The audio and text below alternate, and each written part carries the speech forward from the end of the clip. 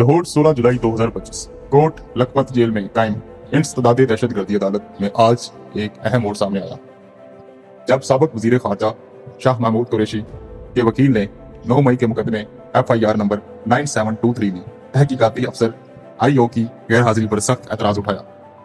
बताया गया कि IO अदालत की इजाजत के बगैर अहले खाना समेत उम्रे पर रवाना हो गया, हालांकि वो केस का मरकजी गवाह है और उसी ने कुरैशी की गिरफ्तारी की और तफ्तीशी रिपोर्ट भी तैयार की।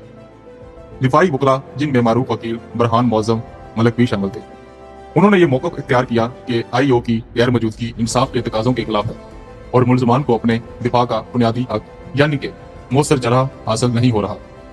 मैंने खुद भी अदालत को बताया कि इस मौका पर गवाह की अदम मौजूदगी न सिर्फ कानूनी तरीकाकार की खिलाफ वर्जी है, बल्कि मुकदमे को मशकूक भी बना देती है। वाज़ह रहे कि सुप्रीम कोर्ट पहले ही हदायत दे चुकी है कि 9 मई से मुतल्लक तमाम केसेस को 11 अगस्त तक हर सूरत मुकम्मल किया जाए। वक्त कम बचा है और गवाहियों का मरहला अभी जारी है, जिस पर जज साहब ने भी तशवीश का इजहार किया। फाजिल जज अरशद जावेद ने इस्तगासा को तनबीह की कि अगर अगली समात पर IO पेश ना हुआ तो उसका बयान रिकॉर्ड से निकाल दिया जाएगा। आपने चाहे जितनी भी मेहनत की हो, अगर IO को पेश ना किया गया तो उसकी गवाही को नजरअंदाज कर दिया जाएगा।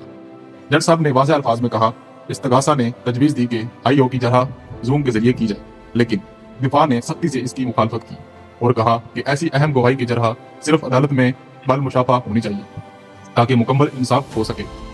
मुकदमे की अगली समात 17 जुलाई को मुकर्रर है। अब देखना यह है कि इस्तगासा IO को अदालत में पेश करता है या नहीं, और आया दिफा इस गवाही को चैलेंज करके तफ्तीश के साथ को मुतासर कर पाता है या नहीं। एडवोकेट सलमान शाह।